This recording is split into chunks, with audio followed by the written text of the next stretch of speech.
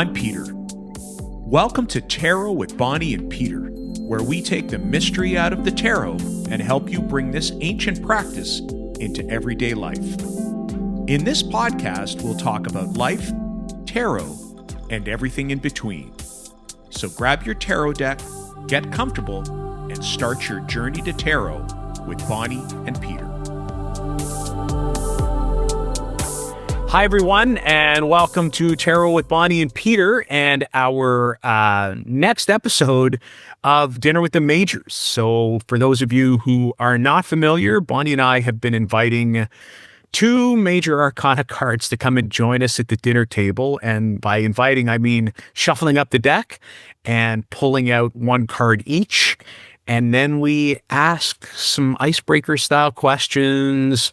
You know, if you have a special talent, well, you know, what kind of music you're listening to, just to break the ice. And then we ask some insightful questions. And we're almost at the end. Like I'm shuffling the cards here, and they're hard to shuffle because it's only have 6 cards. We only have 3 more dinner dates. You're right. Yes, if we break it down like that. Right. 3 dinner dates. And then what? Oh, no. Oh, no. No more dinner dates with the majors. No more dinner. Can you have dinner with the minors?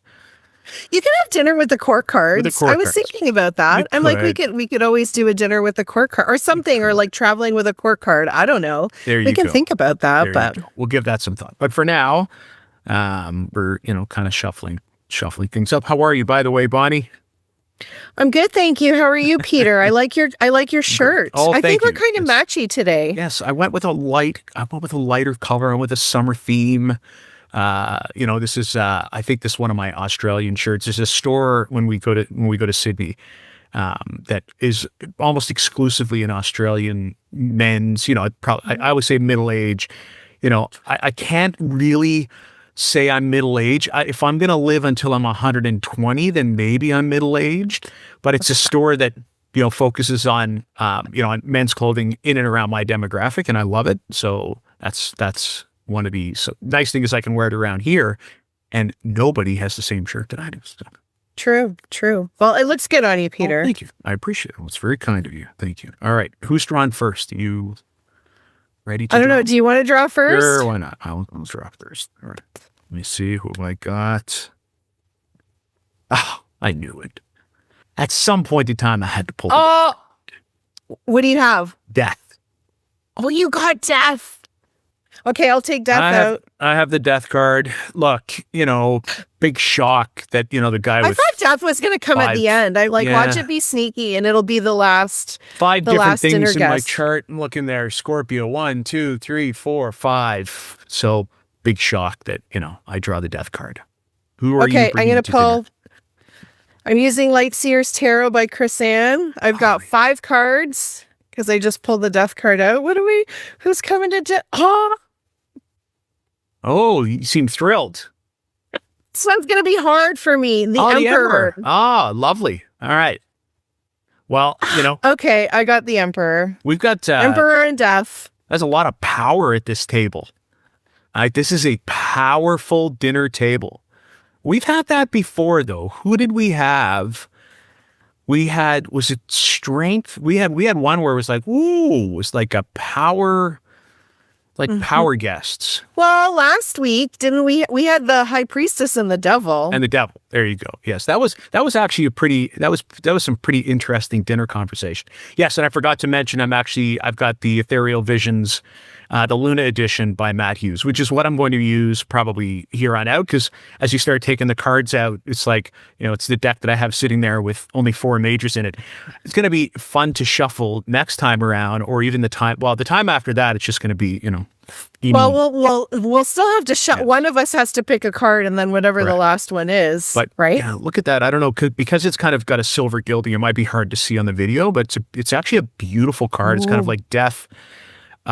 Almost as a statue bending over, and then you've got looks like a female character, with her face in her in the palm of her hands, and then you've got a flower. I think it's a lotus, actually. That's that's kind of open as well. So it's actually Yeah, with a silver globe in the background.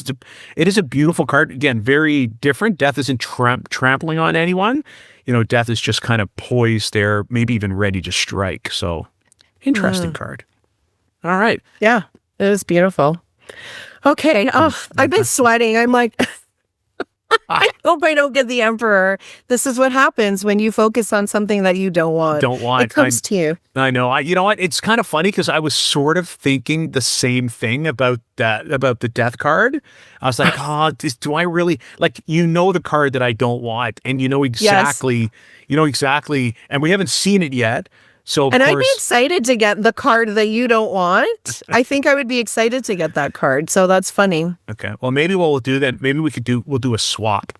You can, we'll switch dates. True. If that happens. Okay. We could do that. Okay.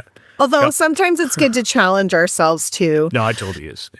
Because then sometimes, through what do they say? Through discomfort comes expansion, right? Yes. And sometimes when something challenges us and we can still get through that, then that's where, true expansion, growth, insight, all those things. So we'll see what comes today. These are both going to be challenging cards for the both of us. Yes. So we'll let's see what happens. Okay. All right. Would you like to start, or would you like me to start? Sure. Do you want me to ask you the first question? Sure, by all means. Because I'm already I'm like, I don't know where the Emperor would go. Somebody help me. Okay. Right.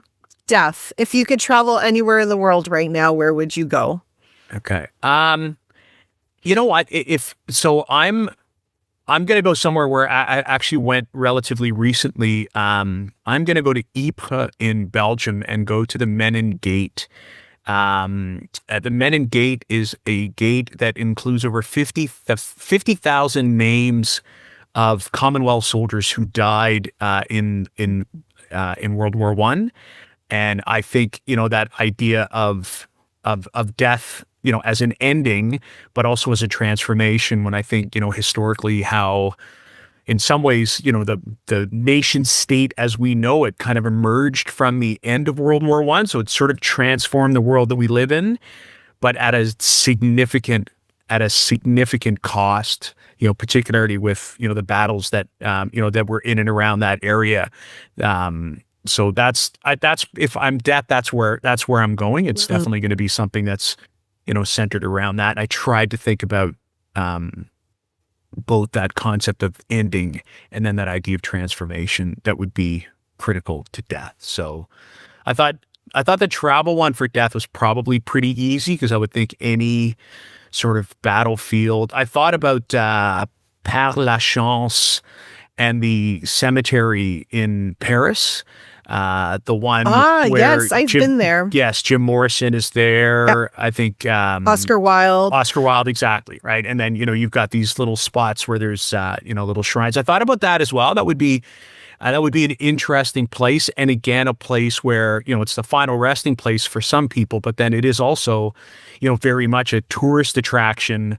Where people are kind of wandering around. It's also a very serene place as well. I've been a couple of times. I make it a point every time I go to Paris to go, because I actually find it to be, and Kelly laughs at me, that, I find walking in cemeteries to be I find it to be a bit of a recharge. That's, again, probably the Scorpio in me. So It's funny, when I was much younger and in university, I actually did a year of university in Spain because I was in a Spanish studies program at university.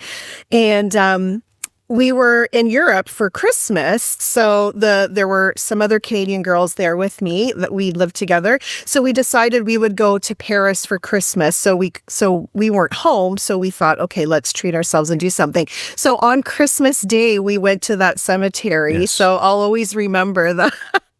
It was interesting. Yeah, I think it's Père Lachaise. Anyways, I might have the name wrong. I think I said Lachaise. I think it's Père Lachaise if I'm thinking of the right cemetery. Because there's one just like it actually in Nolens in New Orleans. When you were saying cemetery, I was thinking about New Orleans because their cemeteries are they're above ground, right? It's like because the water table is so high there, they can't bury people in the ground. So it's like crypts, I guess, right? Like above ground.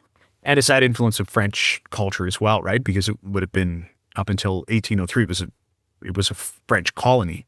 So they always have that cultural influence in Louisiana. I thought about that too. New Orleans would have been a great city for death to go and visit as well. So we got lots of options there for death. I've really stretched that one out. I'm going to hand things over to you then. So Emperor, if you could travel anywhere in the world right now, where would you go? Okay, so I'm happy that you went first because I'm sweating already, being like, oh my God, where would the Emperor go? So you sparked something for me by mentioning France and Paris. The Emperor would go to Versailles. Of course. Of course. So I'm thinking of something that's like very structurally sound, very regal. And I've been to Versailles. So on the same trip that when we went to Paris for Christmas, we traveled to Versailles. It was incredible. It was amazing. It was beautiful. Yeah. So Emperor's going to Versailles.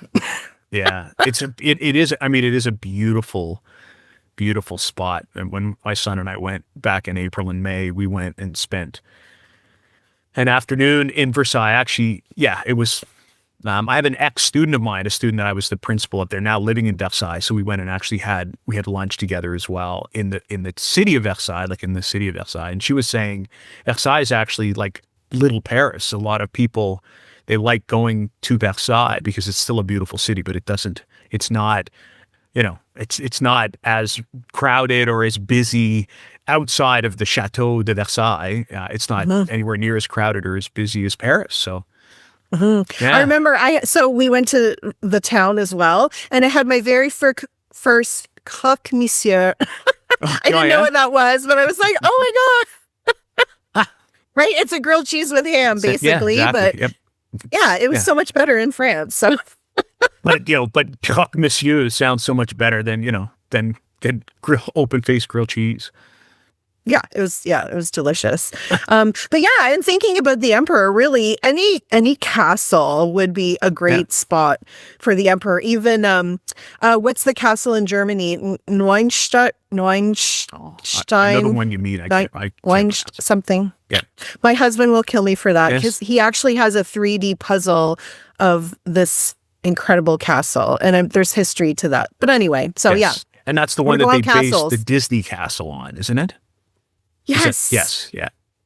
Neuenstein, I think. Yeah. I'm saying that wrong. Yeah. I thought with the Emperor, I was thinking seat of power, so I thought about Rome, like ancient seats of power. I thought, anywhere where an empire, like Paris could have been another one as well, but I love the idea of Versailles because, that's...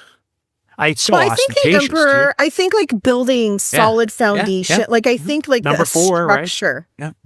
Right. And then I was I was trying to think of like architectural, like what's like an architectural feat, and I couldn't think of one. So, but then when you mentioned Paris, right away I was like, oh, Versailles. There you go. Okay.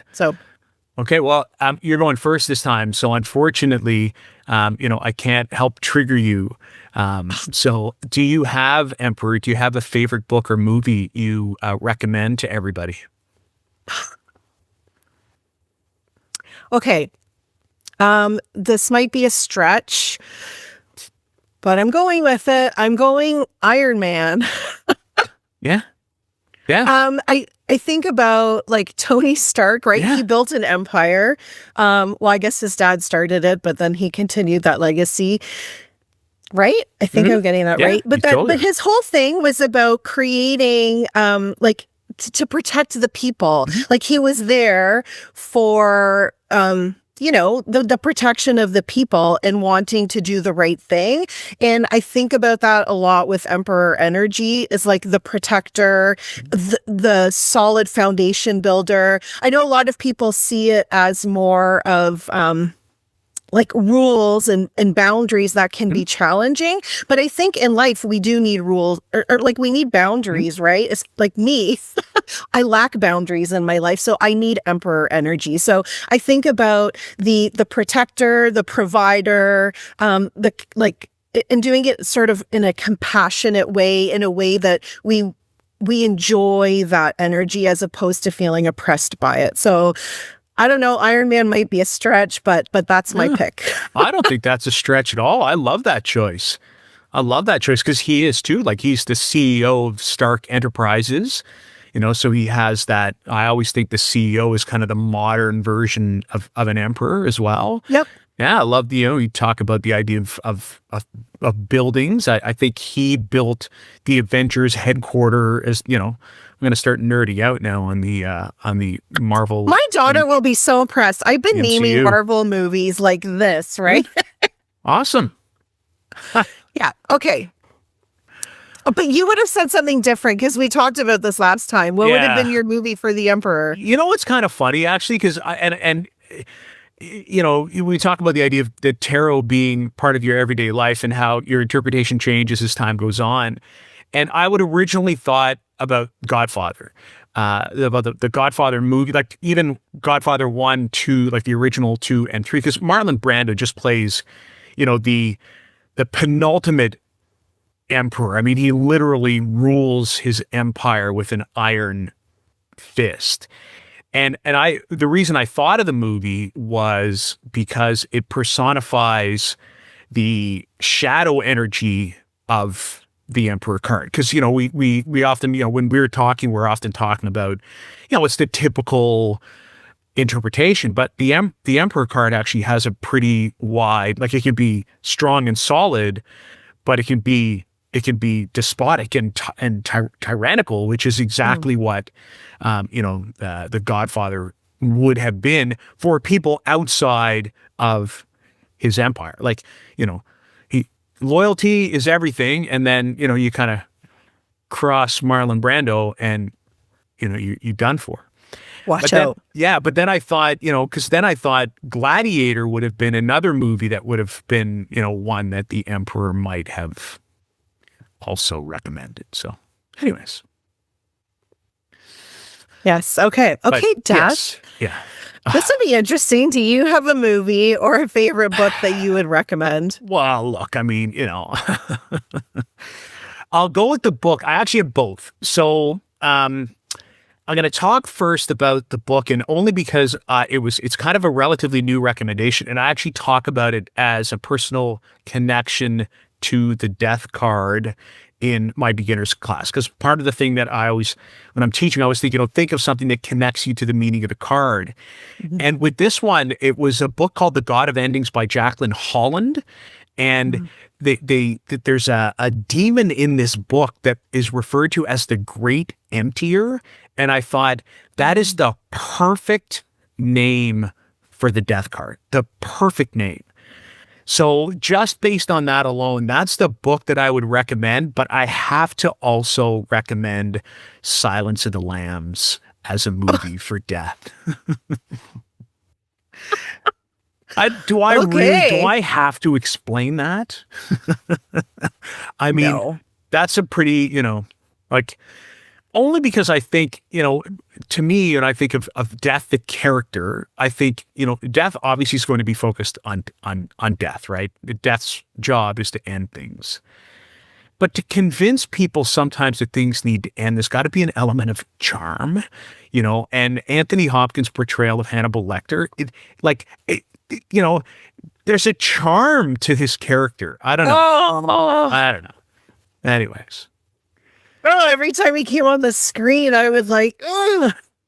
Oh no, it's creep factor, but no, I totally get it. Oh, you know what I was thinking for death? I think this is a Netflix series, The Good Place. Have you watched it? No, I haven't, but I've had a few people recommend it for me as well. It's so good. Yeah. It's about these people that have died, and then they end up in, the good place, which is like heaven. Yes. But something's not quite right. Yeah. So it's this idea that they're dead, but they almost have this opportunity to be reborn. So it's an interesting, if you haven't seen it, it's a good, okay. We watched the whole, it's long, but it was pretty good. Okay. All right. Well, I know the next question is coming, and this one I'm really going to struggle with. Oh, right. Okay. I'm asking you the next question. What's your go-to comfort food or like your favorite food? Wow. My go-to, you know what?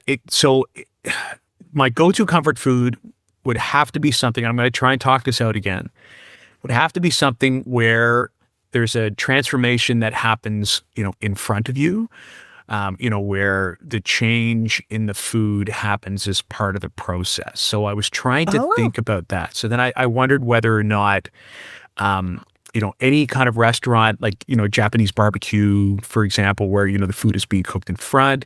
I thought about, Mexican restaurants where they come and make the guacamole, where everything, again, kind of gets transformed from its original state into something completely different.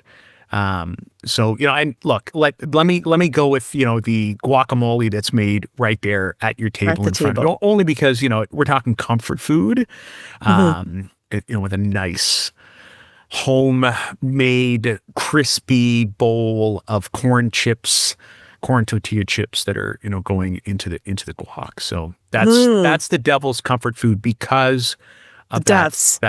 Sorry. What did I say? The comforts? The devil's. The devil. Sorry, death. Death's comfort food because of that concept of transformation. It's funny. I love your take. That would have been a hard one for me to think about. But when you said something transforms before your eyes, I also thought about like cracking like a chocolate, and then there's something on the inside. You like smash it, and then. Not that I've had one of those personally, The other thing that you've seen the same idea with chocolate is where they pour the hot chocolate and it melts the dome, and then what the presentation is underneath, right? So I guess I was trying to think, because it's kind of hard, right? Death and comfort food, I don't know how they would, necessarily go together.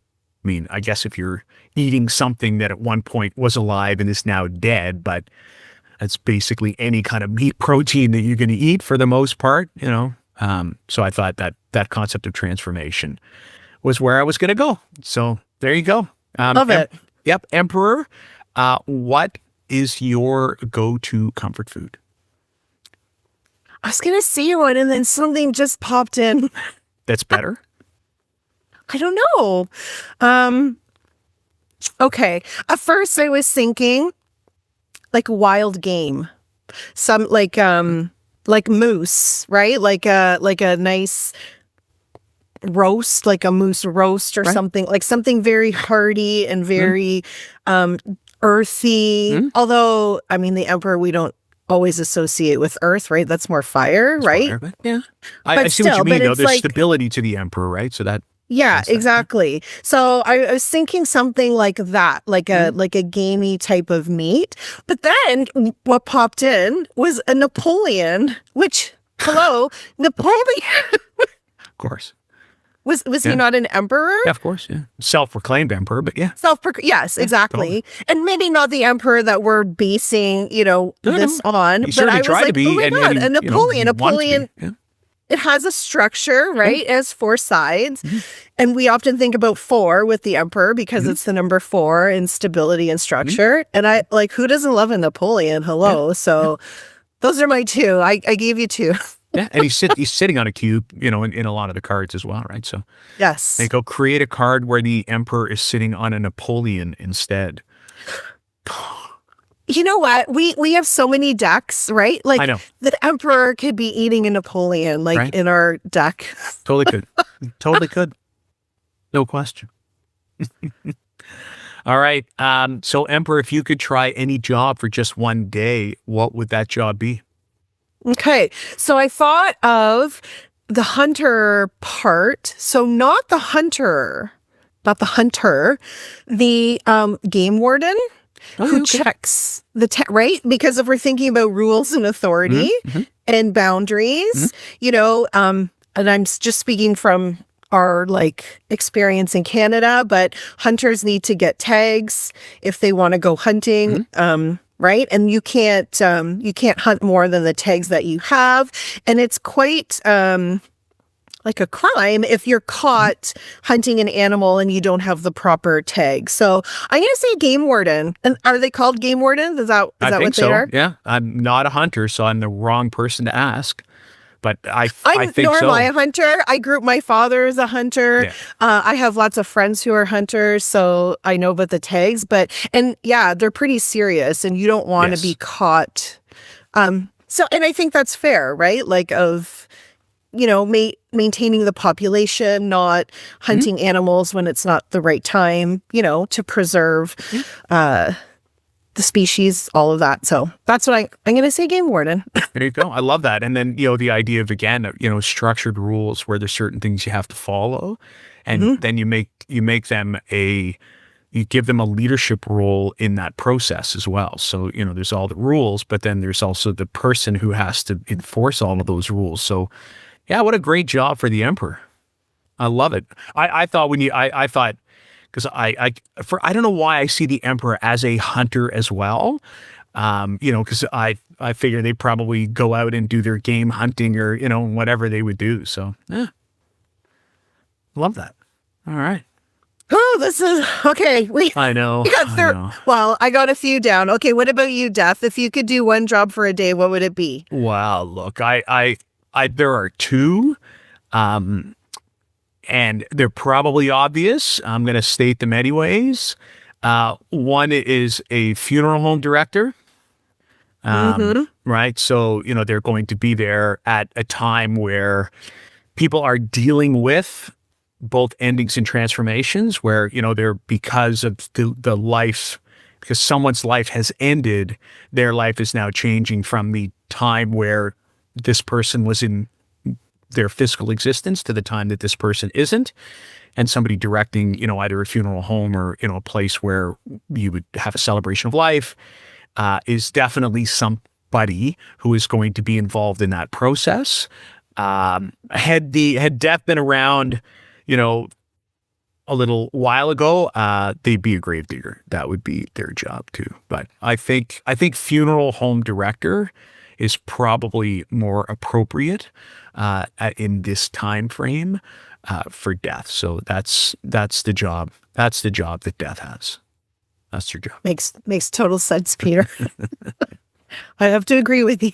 Yeah. That one wasn't too hard. I didn't have to think too hard about that one. Again, as I know the questions, as we've done them a few times now, it seems to be at least with death today, I'm going, comfortable question, uncomfortable question, comfortable question, uncomfortable question. And I think knowing the next two questions, I really do think that pattern is going to continue. Yes. Okay. So, right. Yeah. Okay. I don't ask you the next one. You ask me. No, I think you do because you asked me the one about the job. So I think I get the first question here. Right. Because I already said my job. You're right. Okay. So do you have any hidden talents or quirky skills? Hidden, you know what? Like this one is tough. A hidden talent or a quirky skill. So yes, yes, there we go. I have a dog. It's the fool's dog that I've borrowed, and I can make the dog play dead. Oh. I'm the only person that can do that. I snap my fingers, and then the dog plays dead. Snap my fingers again, and then the dog is back. He's alive. He comes back. I think that also wins the award for lamest answer I have had. No, but it's good. Like, I wouldn't have. I'm like, I don't know what kind of quirky skills does Death have, but I don't know. On your toes, Peter. That's a great answer. Yeah, I figured. You know what? I thought you were going. Yeah. I thought you were going a little when you said the fool's dog. I'm like, oh God, what is he? No. Come on now. No, quirky skill. Right, I also thought about if anybody ever watched the show Dexter. I also thought about, I wonder if maybe that's Death's quirky skill. You know what? They have the ability to be a serial killer who just lives along with everybody else for, quite some time. But no, I went with dog trader with one specific skill. What about you, Emperor? Any hidden talents or quirky skills? I'm sure I have many, but this one came to mind in the whole, like if we're I'm thinking hunter gatherer or whatever. I'm gonna say I have an incredible ability like for axe throwing and getting it in the bullseye, right? So if like for me, when I think about emperor energy, I think about strong, I think about leadership, but I also think about like routine and the things that we do, right? And like they're amazing at getting that bullseye because they've done that and they're really good at that. So I'm going like axe thrower. Have you tried this? Have you tried axe throwing before? No, my husband has, and my daughter has, but I have yet to try axe throwing, but I think I would enjoy it. Have you done it? No, I've never had, but same idea. I think my son. Okay, so they have one in Orangeville. Yes, they do. So we'll have to bring the emperor card along with us, and we'll go axe throwing. Perfect. So, for those of you that are listening, you're still listening, stay tuned to a future episode when we unpack just how effective the Emperor's, secret talent is. All right. So, Emperor, while you're axe throwing, though, you're probably perhaps listening to some music. What song or artist have you been listening to lately? I think the Emperor is also a nurturer, and again, like this protector type. I'm going to say I'll Stand By You by the Pretenders. Oh, wow. Okay. All right. Like as a, right? You come to the Emperor for, I mean, that could also go for like King of Cups energy maybe, but like that, like I've got you kind of thing, right? Yeah. So I don't know, maybe that's far-fetched. The Emperor is hard. Emperor is hard. I agree. I think we've got some cards left that are challenging with some of the questions that we ask, right? Because, I'm finding the same. I'm finding death hard because, I'm finding it hard because it's almost a narrow scope, right? But okay, I'll stand by you. I stand by that choice. Yeah. How about this? This probably. Maybe, I don't know. I haven't heard this song in years. The Emperor's New Clothes by Sinead O'Connor. Yes. Yeah. I'm sure there's elements of the Emperor could be in that song. It's a great kind of, the melody, it's kind of a quirky melody song, but that's and I think, okay, there you go. All right. Death. I have one for death. Okay. Tell me, what song would you recommend? Or what do you like listening to? What do I like listening to? Song or artist? So I'm going to go with a song. Okay. It's actually been done, and people listening outside of Canada might not realize that it's been done twice. Originally done in, I don't know, it's like 85, 86, 87 by REM, which is It's the End of the World as We Know It. I Feel Fine. So that to me, that's right, because that, I always think it's that, look, the world is coming to an end, but it's actually leading to a new beginning. Do you know what I mean? Like there's that, that's right, it starts with an earthquake and just, right? It's all the things that are challenging, and then it's like, I feel fine. The reason I was saying is because it was redone by Great Big Sea in Canada. Great Big Sea is like an East Coast sort of Celtic style band, like band from the province of Newfoundland.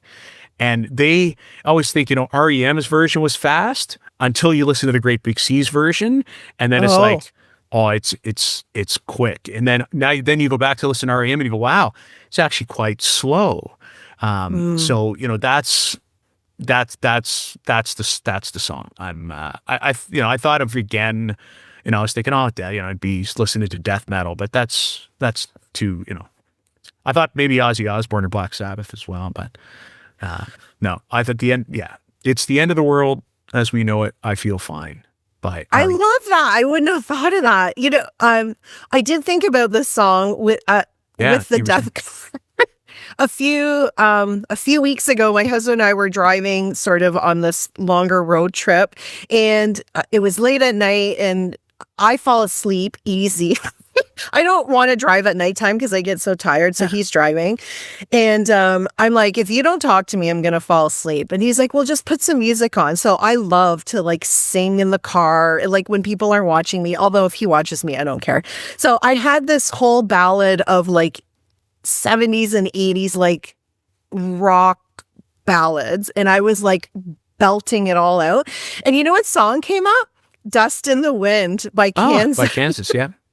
And I thought, I'm like, oh, yeah, right. So that would be a good one for death. Death, it totally would. Yeah, it absolutely would. Huh? I like that. Good suggestion. Okay. To you, Emperor. Oh no, you've done one already, haven't you? You did a song. I did a song. I did too. Yeah, that's right. Yes. Yeah, I think because in my head I had one for the Emperor. What was yours? I had Everybody Wants to Rule the World by Tears for Fears. Of course. Only because, I'm working on, it's a song that we do as a band. It's, kind of front and center. I've been, working on the keys for that one. So that was like. That's so good. I thought, what, that idea of rulership and, even the opening, welcome to your heart. Like, I just thought, yep, all right, there we go. So we're going to have a pretty decent playlist as well. So we do need to dig in. Now, I imagine the deeper questions might be easier for our two cards today. Shall I ask you then? Do you want, I'll ask you what, or do you want to ask me? Doesn't matter. You can ask me if you want. Okay. So what, Emperor, what is blocking or challenging me right now? I would love your guidance. Okay. I'm going to say something about boundaries. Mm-hmm. What needs a boundary right now for you? Whether that's something physical, whether that's, emotional, like there's something that needs to be contained. So it's like if we think about the Empress, right? She's like pure creation. There's no boundaries, right? But then the Emperor comes along and takes her creation and puts that inside of something. So something needs a container. Something needs a foundation, right? So there's maybe something that you're wanting to do, but it's so big, it might not have that structure. Right. So thinking about structure, thinking about routine, how can you apply that to what it is that you're wanting to do right now? So I feel like something needs a structure, it needs a container, it needs some type of foundation. But also with the Emperor too, I'm going to say this because a lot of the Emperor energy is about leadership. So it could even be like not owning your own capacity for leadership. Like you're a leader, you know what I mean? And sometimes we don't believe in that energy or we have challenges with that. So something that you're wanting to do, you have this ability to do that in a way that helps people. Like you're in that sort of leadership role, but it also needs a foundation. It needs a structure and it needs to be contained somewhat. And containing isn't bad. It's just giving it space to grow. No, I don't know if that makes any sense. Yeah, it both make sense, but I appreciate the addition at the end because I thought that really did quite resonate around the idea of leadership as a concept, but then leadership being provided a structure, kind of a box to exist in. Because, there's the idea of leadership and then there's the action of leadership, which does require boundaries. So thank you for that. That was very helpful, actually. Very helpful. Good. Okay, death, give it to me. What is blocking or challenging me? And don't tell me I'm going to die. No, well, yeah. I know you never would. That's the big joke with the death card, right? Card? Like, no, but because we talk about the idea of, and I always think, emptying and ending is a really important concept with the death card. And if we look at the question of blocking or challenging, it's the idea of recognizing that, that there are sometimes there are things that have served their purpose and that have come to an end. And that need to be, as containers, need to be emptied, need to be cast aside. It doesn't mean that they need to be done so without respect and reverence. I always think one of the things when we see the death card is to say, you know what? Thank you. This has served me or served a purpose, and I now release you. I say that not as a person, but, kind of as a thing, as a concept. Could be a project, time commitment, any kind of thing that we have in our life that has served its purpose then needs to end. And I always think, and this is more a general statement, as human beings, we are really good at taking things on sometimes, and we're less good at putting things aside. And, I remember somebody once saying to me, you can't continue to add things to your plate without taking things off your plate. If you don't do that, all you do is either overload your plate or you have to get a bigger plate, right? Heavier burden to carry. So just recognizing that there are probably some things that need to go, and reflecting on those, and not ending them, not kind of casting them aside, is probably your biggest block and challenge right now. So recognizing what has to go, and perhaps with an internal ritual, or a statement of gratitude, a statement of thanks for serving its purpose, and then sending it on its way. Thank you. That really resonates for me right now. And I think I need to do some more work around this, because this morning when I did my own reading, I always pull 3 cards, but the first card I pulled was the 8 of Cups, which is sort of that same, what am I ready to leave behind? So I'm getting this message loud and clear of Bonnie, something needs to be released so that you can move forward. So I'm going to sit with that. I think I have an idea of what that might be.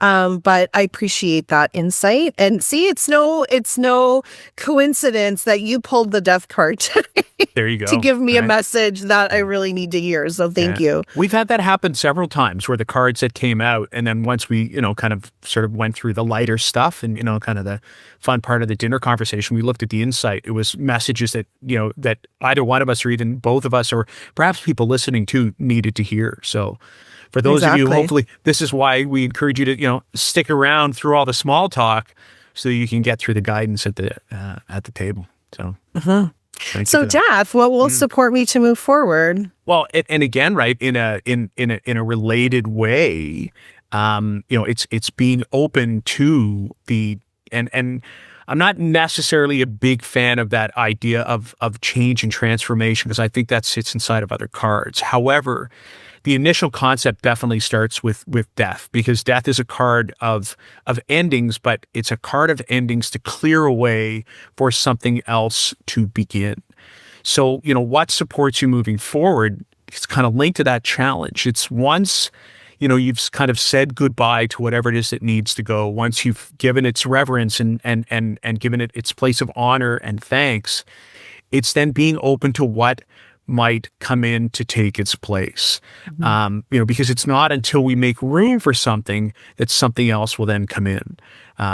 So that's kind of, I think, the simple guidance that death would provide is, what supports you moving forward is, once you've done the hard work of kind of casting things aside, it's being open to what is going to make its way in to take its place. So being ready and open for that, for the transformation that death usually allows, leaves open space for. So I love that. Thank you. You're welcome. So Emperor, what will support me to move forward? Okay, Peter, I in my head, I'm seeing a list. You need to make a list of something. So there's something that you're wanting to do, and it needs structure. It needs this container, but it needs a plan. So I'm going to invite you to sit with that and make a list of things that need to happen in order for you to be able to create this container. And I'm also getting sitting with your boundaries. What are boundaries for you? Maybe what have been boundaries that have been crossed in the past that you're not ready to let go. This is getting deep now. It's sometimes we hold on to boundaries that we had growing up or in our own life experience, and that boundary is still sitting with us and preventing us maybe from taking a leadership role or doing something, right? So how can you look at that and be like, do I still need to hold on to this boundary? And if I do, that's fine. If I don't, let's use that death card with this too, right? It's like, can I let that boundary go so that I can create a new space for this new thing to emerge? Because, the Emperor does build, and create. So I am getting the sense of like something wants to emerge. There's something maybe that needs to come down that might have held you back in the past, and like making lists to create that new thing. And coming up with a routine, right? Like, okay, I'm going to start, right? Like everything starts with one step. So it's a little weird, but that's where No. And I could see that, and then trying to use the Emperor's stability to sort of keep that routine going as well, which is, always the struggle. I almost made a list of the things that you were saying. Well, the good thing is you can go back and listen to this again. Yes, I know. And I will be, because, that's what I do before we upload it. So that was great. Lots of guidance today. Lots of, for two cards that I think we both said that, we were going to struggle with. And for me, the death struggle was, it's, how do I explain? I think the container of meaning for death is perhaps more limited than most. Like, you've got some breadth to some of the other cards, whereas death, you really are talking about endings and transformations for the most part, and everything kind of fits inside that container, but there really isn't a lot of other things that kind of sit, for me anyways, that sort of sit inside the death card. So it made the answers, you're almost like, okay, well, I got a couple of things I could talk about. So that was what was hard for me on this one, but you did great, though. Great exercises, though, right? Well, it flexes that tarot muscle. It's important, for sure. Yep. Yeah. No, that was great. Okay, Peter. So where can people find you? What do you have going on? Look, I always think that a good place to find me is at tarotwithbonnieandpeter.com, but always as well at peterwhitetarot.com. Two quick things. Just recorded Cards of Leo. So that, again, is a 10-card look, not 9, 10. That's because of the fixed card energy that sits in fixed fire of all the cards associated with the sign of Leo. So that's both the sign, its rulership, decans. So for those of you that like to walk both sides of, the kind of astrology tarot coin, this is a perfect webinar for you. At its price point, I always think, it's $27 Canadian for 90 solid minutes of information. You get the link to the video, shortly after you purchase it. I think it's perfect if you're interested or curious. Then go in and give Cards of Leo a watch. Cards of Leo is number 2 in a series that started with Cards of Cancer. The other thing I will provide a little teaser for is in October, and the date has been set, but I won't let it know yet because it hasn't been advertised. October or September? In October, actually. So in October, I am going to be one of the experts in the library series, resuscitating I used to call it the WTF is the Tarot Workshop. I have been developing and working on this workshop for over 10 years. I love teaching it in person, and I'm going to be doing just that here in my small town of Orangeville as part of the Experts in the Library series. I'm going to be demystifying the tarot. So doing a 90-minute free workshop on, what is the tarot? How can you use it? And, going over some general meanings of the cards. But it really is for, I'll say, the tarot newbie who is curious, but perhaps a little apprehensive on how to get started with the tarot. So I'm just in the process of having those discussions now. Like I said, we've set the date, we've set the time. I'm working on, an updated bio and, an updated description for the course. So I'm excited about that coming sometime in mid-October. That's awesome. So, I'm excited for you. I thought you were going to talk about something else. That's why I jumped the gun. No. I've already met. No. That's amazing. Yes. What about you, Bonnie? What about you? What have you got? What have you got coming up and going on? And where can people find you? Again, yes, people can go to our website, which is Tarot with Bonnie and Peter.